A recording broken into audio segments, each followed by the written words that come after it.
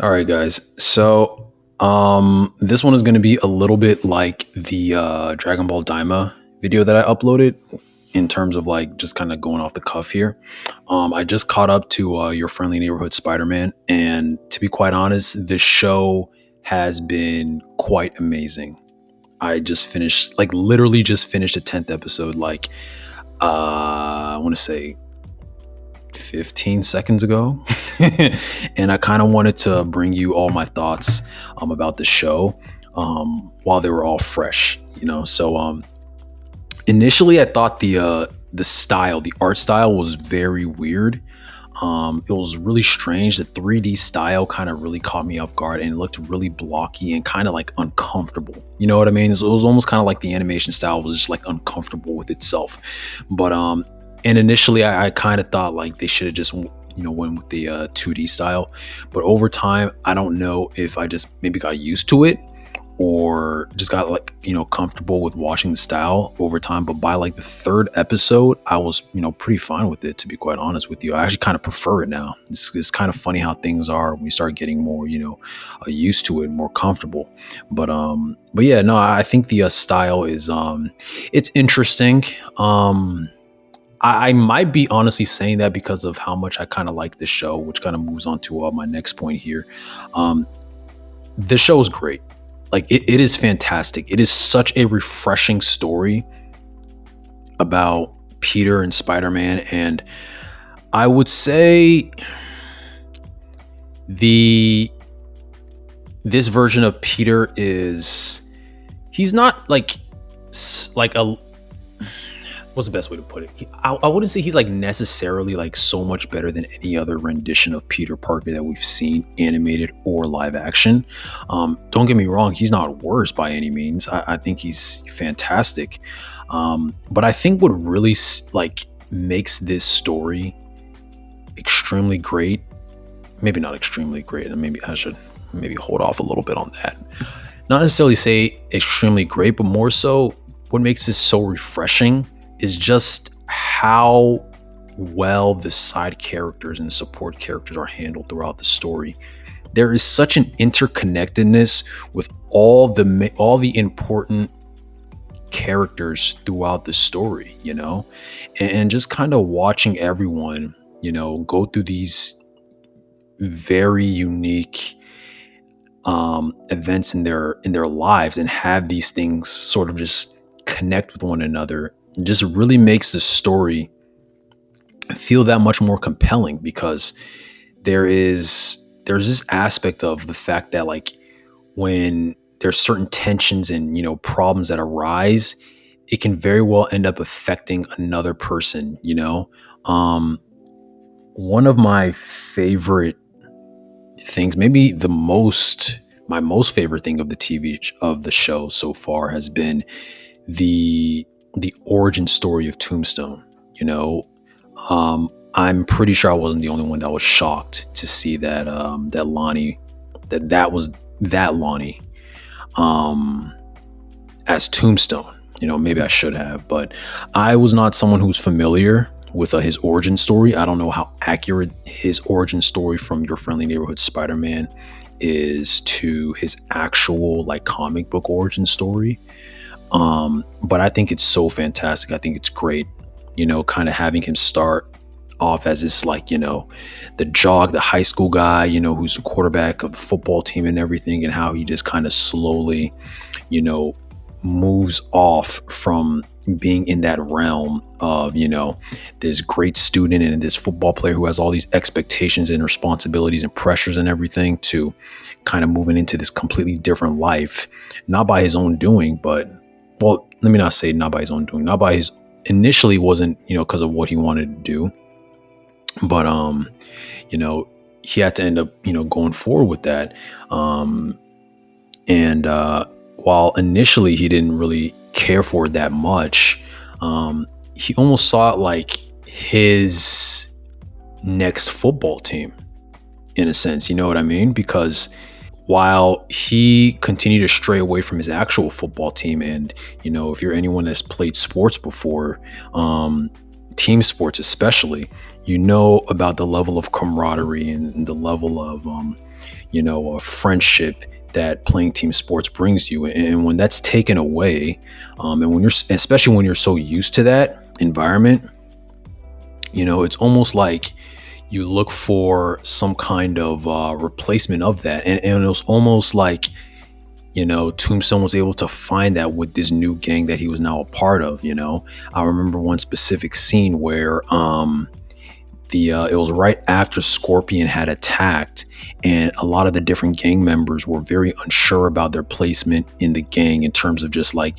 being in the gang and being comfortable continuing being in that life, because they really felt like, their lives were in danger, and I remember this specific moment where Tombstone, who was, just a regular, gang member, he had this moment where he like kind of did this like football rallying cry of trying to like uplift the rest of his gang members and kind of bring everyone together, right? And it was almost indicative of, a standard, football type of like rallying moment where you try to bring everyone together, especially like, let's say if you are, I don't know, like team sports. So I'll just put out like a situation. Let's say your team is down like 15 points or something like that, right? And it's halftime and maybe guys are feeling down. Maybe guys are not really playing that well or whatever. And this could be in football, basketball, soccer, whatever, right? And there could be like one person on the team who just kind of like tries to bring everyone together and uplift everybody and kind of, let everyone know like, we're still in this game. We can still win this. If we just kind of make, certain adjustments, we can still kind of, get back from this and still win this game, try to like uplift and bring everyone together, and I just felt like that was a very symbolic moment of Tombstone finding his new football team, his new sport team, his new group of guys that he can bring together, that he can rally together and he can be a part of, right? And towards the end of him essentially dropping out of high school and leaving school, he speaks about how he just felt like so much pressure, right, of having to constantly live up to this golden image that a lot of people had depicted of him, of this high school quarterback, who's doing everything right and getting all these great grades and having to do all these things. And there was he spoke about essentially having like this level of peace, right, of being able to just essentially just do his own thing, right, and just kind of live life and just, I'm not trying to make it sound like, being a gang member is, the most amazing thing in the world. But, I'm just kind of talking within the context of the show, and, it was just interesting to see just that entire process. I would love to see how he kind of got his powers, that chemical that he was exposed to, because it made his skin completely, impervious to damage, essentially.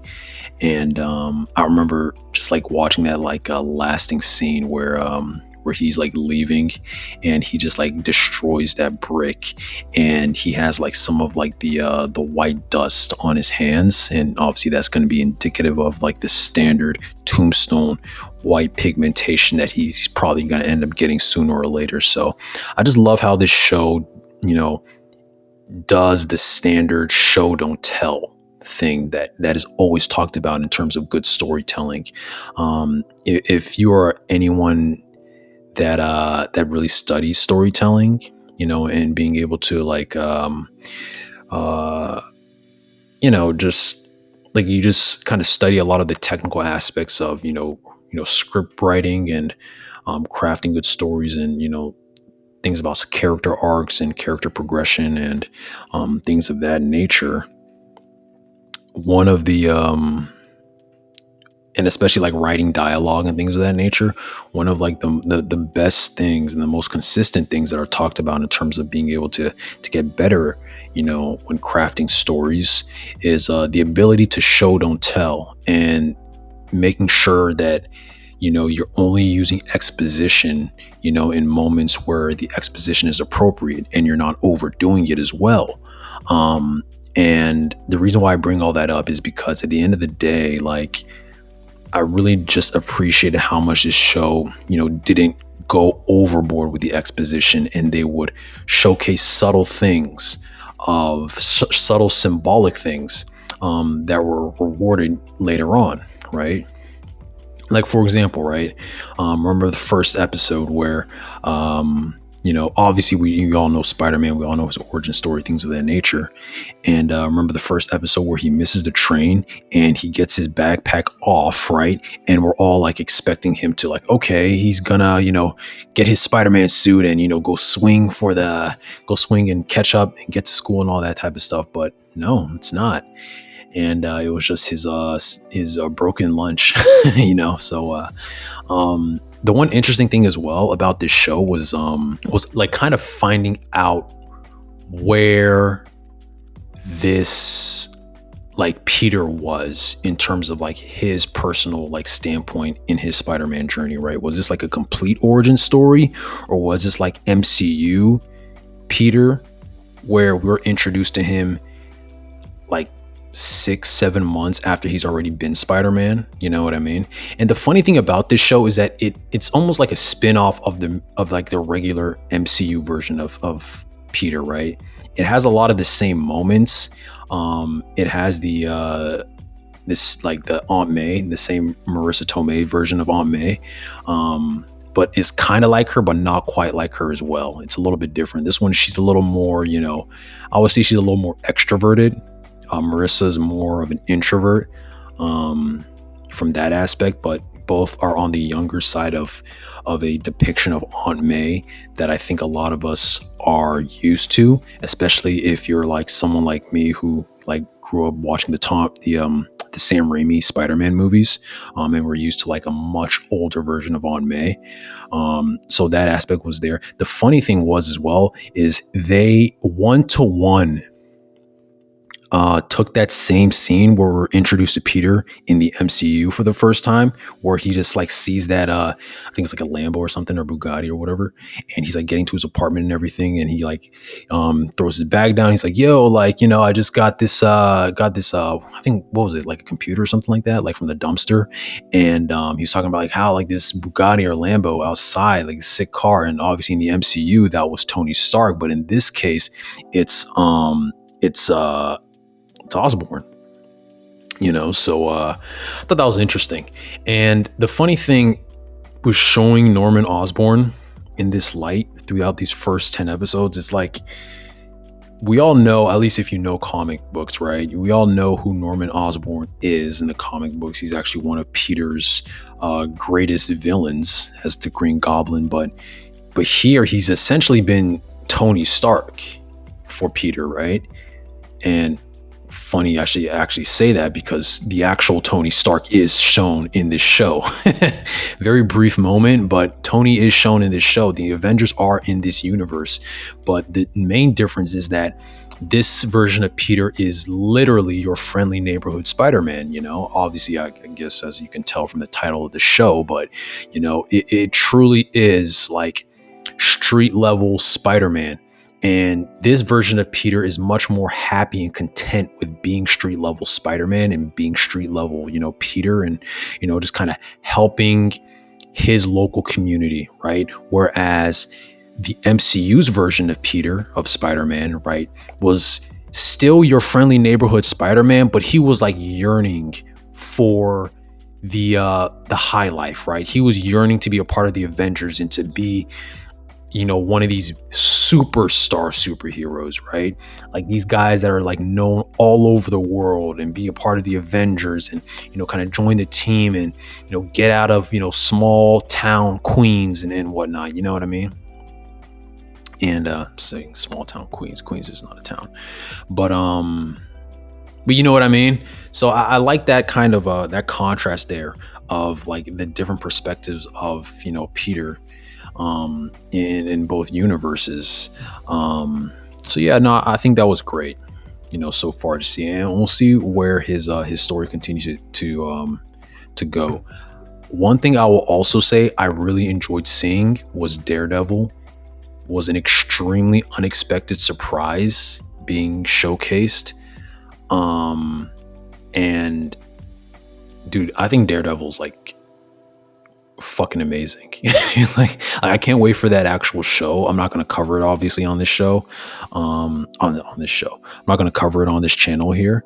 But I have been actually thinking about making a more like live action superhero channel. Channel that is that kind of covers more live action stuff. Let me know if you guys like want to see anything like that. I have been thinking about it, kind of, I don't want to go on too much of a tangent here, but I've kind of thought about, making a separate channel because outside of the regular stuff that I talk about on this channel, I do like kind of notice and engage with a lot of the like the DCU and stuff that James Gunn is doing.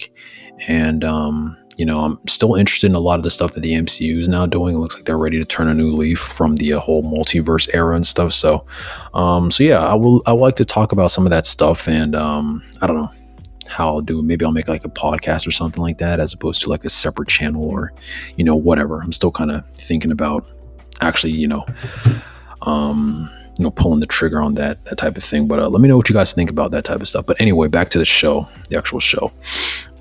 Yeah, seeing Daredevil, and just his interactions with Peter was which is great to see, to be quite honest with you. And but yeah, getting back to like Norman Osborn, it's interesting to see him in this light because we all know how much of an enemy he historically has been to Spider-Man, to Peter Parker. So it's like you're almost expecting that, but for the most part, not even for the most part, for the entirety of the show, he has been a mentor to Peter. He's been an extreme benefit to Peter. He's provided Peter with a lot of guidance, leadership. He's provided him with multitudes of new suits. He saved Peter's life. Peter almost got killed by the Scorpion, in this show. And he was able to save his life, so Norman Osborn has been fantastic, and it has almost been, their friendship has been built up so well that if the show does go down that route, I don't know, to be quite honest, I kind of think they will, but honestly, I don't know. This show is doing a really good job at like just really throwing curveballs at you in terms of like introducing certain characters, but not quite showing you what they're going to do yet, right? Like Tombstone is also another enemy of Spider-Man historically, but Tombstone has been maybe my favorite character of the entire show. Like, he is a fantastic character, like just such well written in terms of just like the intricacies to his character. I'll tell you, literally, when I started really appreciating this show and I realized that this show had a high level of substance was right when Tombstone had like him and Peter had parted ways for the day after school, and I saw the shift in his face from like being like happy and like upbeat of like hanging out with his friends at high school and whatnot, and he started to take the journey back to his place, right? And when you start to see the journey back to his place, you start to see the environment where he lives at, right? And the environment where he lives at is a much rougher part of town, right? You realize that the show has a level of nuance and subtlety to it, and I didn't expect it. And I'm happy I didn't expect it, because it's refreshing to see that this show, goes past a surface level superhero show, but actually talks about real substance, right? Yeah, I really like Tombstone's character. Like, it's excellent. I remember the scene where he wanted to pay for like everyone's lunches and stuff, because after like they just did well. And he still and he didn't have enough cash on him to do so. Just kind of like more so highlighting like his rough upbringings and whatnot, and how he doesn't really have much, but he's just trying to keep it together. And it's really in line with his character of like how like he literally ended up paying for everyone's food and only got like an apple for himself, right? So you can see like just how much of a like a caring person he is, right? And it's just fantastic to see, honestly, the depths of his character. I'm really interested in where they're going to take his character in the second season, because I really hope they do have a second season. I am someone who has not necessarily enjoyed a lot of the things from Disney, like whatsoever, but this show right here has been excellent. It really has been. But moving on here, I just want to talk about some of the other things that I really noticed here. Was let me see. Oh yeah, I mean, this one is like this point. I was I don't want to say wrong. Well, I mean, I was kind of wrong about this. So in the first episode, you know how we saw like Doctor Strange like fly out a portal and everything like that. I was kind of like rolled eyes and kind of like a sigh of like, good lord, more multiverse stuff. But I guess we still are in the multiverse saga in the MCU. But that's the thing, like, I don't really know if this is a MCU-ish movie, or say movie, TV show. And obviously when I say MCU-ish TV show, I don't like literally mean that, because obviously it is in the MCU, but I mean like more of like an Elseworlds thing, or like an actual like core like TV show that's like a part of the continuity. But anyway, when I saw Doctor Strange go through the portal, I thought it was basically going to be some more multiverse stuff, and we're going to expect more multiverse stuff. Come to find out, actually, at after chapter 10, I said chapter 10, episode 10. Excuse me, guys. It's like it's getting late over here. It's like 11 p.m., 11:30 actually. So getting a little tired. I've actually been up all day, but anyway, yeah, the I actually initially thought it was going to be some more multiverse stuff, and it turned out to not be. It turned out to be time traveling stuff. And yeah, so I was actually wrong about that point.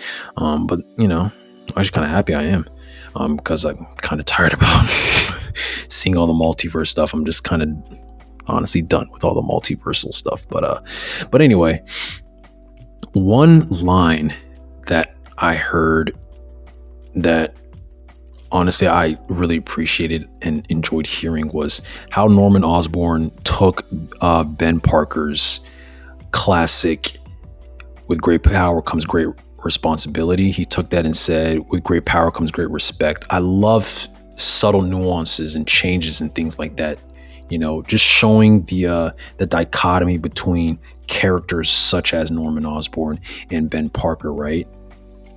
Ben is someone who sees power as a responsibility, right? And when you are someone who has a lot of power, and can affect the lives of many people, your level of responsibility becomes greater, right? And it's more incumbent upon one to take on more responsibility and to be more cognizant of their decision making, because they have to be much more self-aware, and not even just self-aware, but just aware overall in terms of how their decisions can affect other people, right?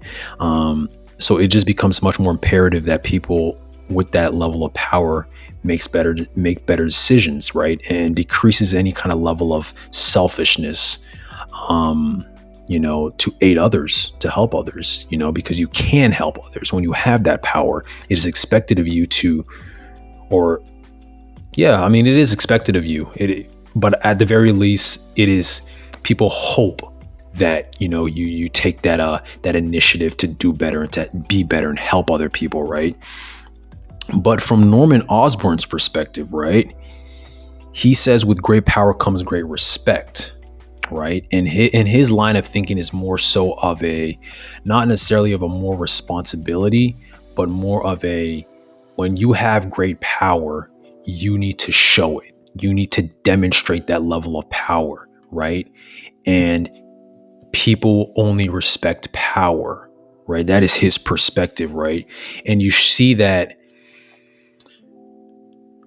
I don't want to say through all his actions necessarily, because the Norman Osborn that we have seen has been a very, I guess what's the best way to kind of really describe this version of Norman Osborn?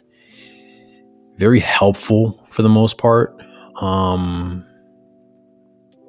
I think he is, it's a very interesting take on Norman Osborn. Like I think this might be my favorite take on Norman, to be quite honest. Many of the other renditions of Norman Osborn that I have seen, and I'm talking like minus the comic books, I'm just talking about like from the Sam Raimi version, from the Spider-Man video games, those versions of Norman have been a little bit more surface level, to be quite honest. But hey, maybe this is one of the benefits of having a TV show. It's almost like when you have something like a TV show, it gives you, when you use that extra allotted time properly, it gives you more time to really flesh out characters, right? Instead of like a 2-hour time window that you would have from like a standard, movie or something, where you basically have to like tell the entirety of the story of a character that you plan to kill off by the end of the movie. You have, multiple episodes where you can really flesh out a character and really describe things from their perspective and how they see things. From Norman's perspective, he is someone who has built up a conglomerate, right? He's built up this massive business, and he's been able to do so by utilizing his intelligence, and gaining, wealth, and, amassing a lot of capital to be able to fund research and, build up a lot of the technology for Oscorp, and in doing so and becoming this, notable person, he's also, burned some bridges along the way, different enemies have been created because of that. And he's aware of that, and he's perfectly fine with it. So, but his mindset is, you have to be, his mindset is much more in the line of like a standard business executive, that of a shark, right? You have to be cutthroat, not necessarily for the simple sake of just being cutthroat, but that is the way to really get ahead in a world that, destroys the weak, to put it quite simply, and I remember his, the interesting thing about Norman Osborn and Uncle Ben Parker is just the difference in scenarios that Peter experiences that lead each of them to give their respective advice to Peter, right? So like in the Sam Raimi movies, Peter is given that advice from Uncle Ben, after having like a really difficult time period. I forgot like exactly. I think it was right before Peter went to go into that, remember that wrestling thing where he wanted to kind of like, it was like kind of shortly after he got his powers, and he was trying to basically earn some more money, because they were struggling, and he obviously, with his powers and everything, he could go earn some money, things of that nature. But yeah, no, it was I kind of forgot exactly when Uncle Ben had given him that advice of, with great power comes great responsibility. But anyway, it is what it is. I bring that up because I just wanted to kind of juxtapose that moment, because that moment was something that kind of led to Peter really internalizing those words, and those words really being kind of like a guiding light for the entirety of his superhero career, right? Because of his level of selfishness that Peter had later on in the movie, where he could have stopped Uncle Ben's killer, but he didn't feel the need to. And obviously that sounds horrible, because it sounds like he knew the guy was going to be Uncle Ben's killer. Obviously Peter didn't know that guy was going to go on to kill Uncle Ben later on, but it's kind of indicative of the advice that Ben gave him, which is, when you have the power to do things for the greater good, it really is a, kind of your responsibility to take that on, and to help and to do better, because you can do better. When you have the ability to help people in ways that other people cannot, essentially that's what he was telling to Peter. Right. And obviously, Ben didn't know that he was Spider-Man. But it really just exemplifies, that moment. And because Peter didn't take on that responsibility, despite the great power that he had one of the worst things that could happen to someone, right? Which is, losing a family member, right? Which is just this horrible, horrible experience, for Peter at that moment in time. But it was used as a lesson for him, to not bite his tongue, to not stay on the sidelines, but because he was provided this great gift, of power, that it is upon him to do better, right? I compare that entire scenario that I just talked about right there to the scene of Scorpion almost killing Peter, right? Peter was going to die by Mac Gungan, right? Scorpion was going to kill him, right? And Peter was really about to lose his life in that moment in time, and it was Norman Osborn that saved him. Not ironically, it's not really an irony thing, but more of like a foreshadowing thing, I would think, that before Peter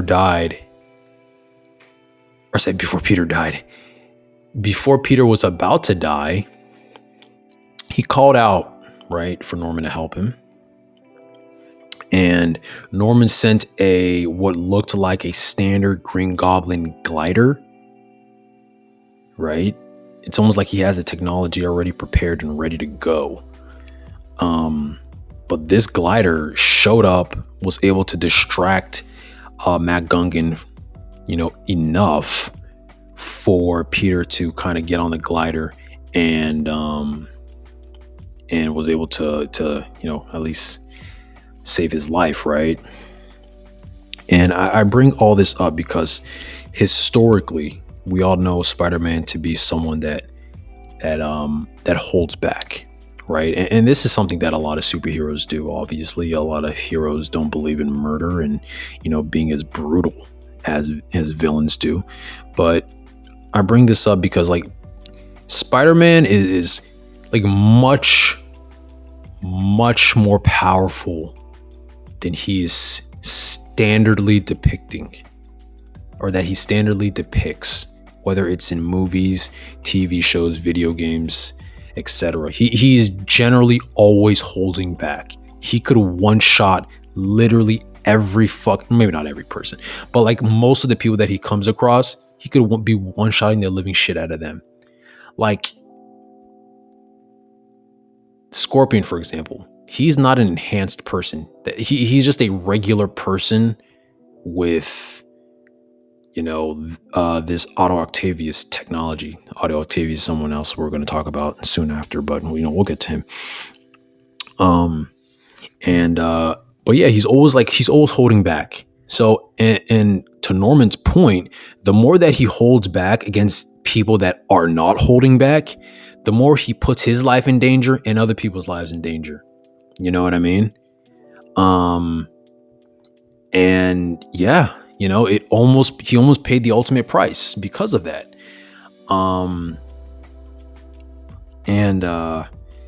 It really I bring all that up because it highlights the differences in the scenarios of these extremely important moments that happen in Peter's life, and how these different lessons can teach him, how to kind of move forward and operate and things of that nature. So it leads to a scene where Tombstone, almost well, maybe not almost gotten killed, because at this point Tombstone just got his superpowers, so he was invulnerable. So basically Scorpion looked like he had killed Tombstone, and who was a friend of Peter's, right? So Peter saw this and almost went berserk like crazy, because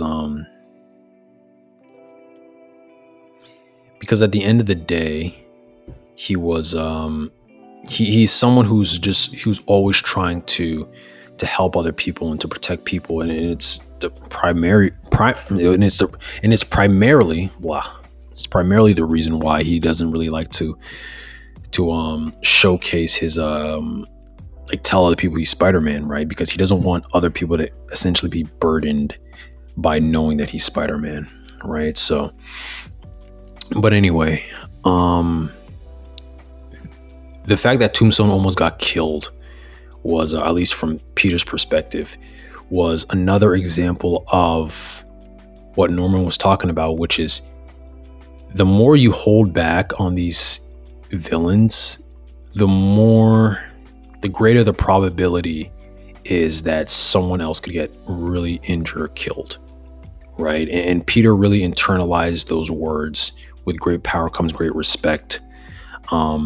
And he goes off, and it's kind of funny how like helpless a lot of villains are when they face an unhinged Peter Parker. Like, I'm not a power scaler, but I'm willing to bet, outside of like the people with like cosmic level abilities and powers and shit like that, if we're just like simply talking like physical strength and power, completely unhinged, I'm willing to bet Spider-Man is really high up there in terms of just like, if he like really lets loose and stops holding back, he's much stronger, than people think, because he goes from kind of like tangling with Scorpion and kind of seemingly he's like at Scorpion's level, to when Peter stops holding back, he is like ready to fucking one shot Scorpion. Like, Scorpion can't even touch him, right? Like, he literally cannot even touch him. And Peter was ready to kill Scorpion, if it wasn't for Tombstone that actually stopped him and kind of reminded Peter of who he was, and helping him remember like why he's different, why people kind of look up to him, because he's not as vindictive and vicious and evil as a lot of these villains and things like that. So I just thought it was like a really interesting point here to kind of bring up. But I talked about it a little bit earlier. A fantastic thing that I saw as a comic book nerd is the throwback, right, to the standard Otto Octavius design that was showcased in the show. I was very pleasantly surprised to see that design. I'm happy to see that design as well, because it's the OG. It's classic. It's nice to see. So I just kind of wanted to bring that up. Otto Octavius it's a really interesting character. Maybe not really interesting. He is interesting though. Character in the show. And it was a pleasant surprise to see him. I think his portrayal has been great. It's just really interesting to see where he goes. He's been aiding a lot of these random villains. I say random villains outside of Scorpion. A lot of them are kind of random villains, or maybe they're more so like not as famous and not as popular side characters. But anyway, or say side characters, more like side villains and things of that nature from the comic books. Maybe I just not really that familiar with them. But yeah, outside of that, I will say that is primarily it. Oh, and I'll probably say I'll probably say the other thing, that I really enjoyed seeing was just like a lot of the interpersonal friendships, you know what I mean? And relationships, and that you just get to check out, right? And to see, between Peter, Harry, just all his friends in general, and how you don't see the same dynamics over and over and over again, right? You see Harry and Peter's dynamic, then you see Nico and Harry's dynamic, right? Then you see Peter and Nico's dynamic, right? You just see a lot of different characters, speaking with each other and just seeing how their dynamics kind of mesh together, right? And some of them are seamless, some of them is like mixing oil and water, right? And it's just very interesting to see, and you see a lot of their lives kind of affecting each other. And I just really enjoy seeing that level of storytelling, that level of interconnectivity. It's not an easy thing to do, when you're writing this type of story. So overall, I think that's mainly everything that I wanted to talk about with this show. I think the show is fantastic, right? If I had to give it a ranking, like out of 10, I would say 8.5, maybe 9 out of 10. I think the show is really, really great. I cannot wait for season 2. And just where they're gonna go with the rest of the stories. Oh, another thing, I love the slow burn that the show had to Peter Parker's standard red and blue, iconic, classic Spider-Man outfit. I love the slow burn that the show had. It didn't give us the instant gratification of seeing Peter in the classic red and blue outfit. It had the slow burn of the custom, like just duct tape put together, like standards, like just bullshit suit that he initially had, that he just kind of threw together with shit that he had, and then obviously he went from that to working with Norman Osborn, and then Norman having a whole bunch of different ideas of, what the suit could be, and like kind of styling out a whole bunch of different things. And he's like, maybe you don't really need the whole Spider-Man shtick, whatever, right? And a lot of different suits, a lot of the different suits didn't really work that well. Maybe they were a little too high tech. Maybe they didn't really, do the best in terms of accentuating Peter's abilities and his style and his personality, but kind of inhibited them a little bit. And all these different things, right? They kind of failed, and it kind of it's a slow burn and a slow build up for us to essentially finally see the perfect suit for Peter is the classic red and blue, the iconic, the good old, suit that we all know, right? That classic suit that we all know and we all see. I just really like that the show was not impatient with showcasing that, right? And that overall, I would say that word that is probably a key word in a lot of really good TV shows. It's a level of or it's this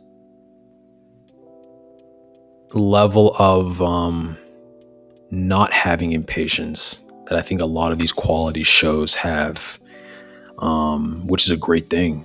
You don't want to make it seem like the show is rushing to get somewhere.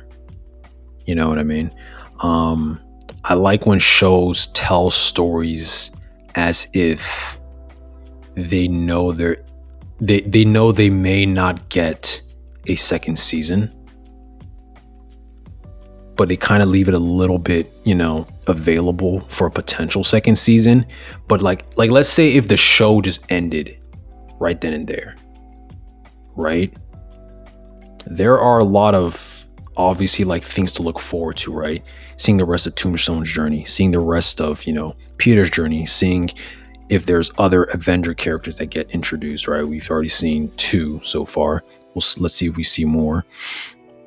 Just a lot of different things, right? We saw like at the end, Nico is like a magician or something like that, or a witch or something. I don't even know what that was about. Where does Harry go with his business that he wants to start? One of the scientists that Peter was working at, like she's like a undercover superhero that works with Daredevil. Like there's just a lot of different paths and avenues that we have no idea where those things are going to go. So it's very interesting. But with all that said, the show still does a good job at like kind of cleaning up and tying up a lot of the things that happened in the first initial season. So overall, what I was basically saying with that is that the show wrote itself in a way where it's like, if this is the only season that we get, then we left on a really high note, because I think a lot of people are going to enjoy this show. But we also leave it a little bit available for if the show is renewed, the budget increases and we get the opportunity to continue on this story with these different characters, then we can continue to move on with all these different avenues and pathways that we've already set up. Right. And I think that's almost like the best way to kind of do modern storytelling in terms of TV shows. Right. You don't want to look ahead too quickly. You don't want to feel like you have to give over gratification for audience members and say, oh, we have to, like, for example, right. Let's say like a worse storyteller would have been, would not have had that slow burn buildup for showcasing Peter's iconic red and blue suit. Right. Maybe they would have looked to see how can we show the suit immediately. Right. So people can get that instant gratification and all that type of stuff. Right. And it's actually counterproductive when it comes to storytelling. You want to reward people for their viewership, and the show does a really good job at doing that, of showing, not telling, and, providing a little bit of like golden nuggets, that is paid off later on, in the show. So yeah. Overall, I know I've been rambling quite a bit here, but like I said before, I really do enjoy this show. I think it's fantastic. I'm really looking forward to season 2. And when there will be a season 2, I'm saying when, I don't know for a fact, but I assume that the show is going to get a season 2 because I assume that it's having really great reviews. I haven't really looked at any of the reviews because I wanted to kind of do this off the cuff, and I didn't want to get influenced by anyone else's, ideas and thoughts on this show. Just kind of wanted to give this review of the show completely to you guys. So yeah, I'm really looking forward to it. I think there's definitely going to be a season 2, and I really want to see where that season 2 takes all these characters and all these different storylines. But yeah, let me know what you guys think about this show, right? Good, bad, or indifferent. Let me know what you think about this show. When they do drop a season 2, I will certainly be watching the full show, so I can give you another full review, just like I'm doing right now. So yeah, whenever that happens, I will certainly be discussing that type of things. But yeah, like I said, let me know what you guys think about the show. Let me know what you initially thought early on versus like later on. Let me know what you thought about like everything, all the details. Like, don't hold anything back. Let me know about the different characters, the storylines, things that surprised you, things that didn't surprise you, things that you were expecting that happened, that did happen, that things that you were expecting to happen that did not happen. Let me know all that type of stuff in the comment section. Be sure to leave a like. I really do appreciate it. Subscribe. And yeah, I will see you guys on the next one. Take care.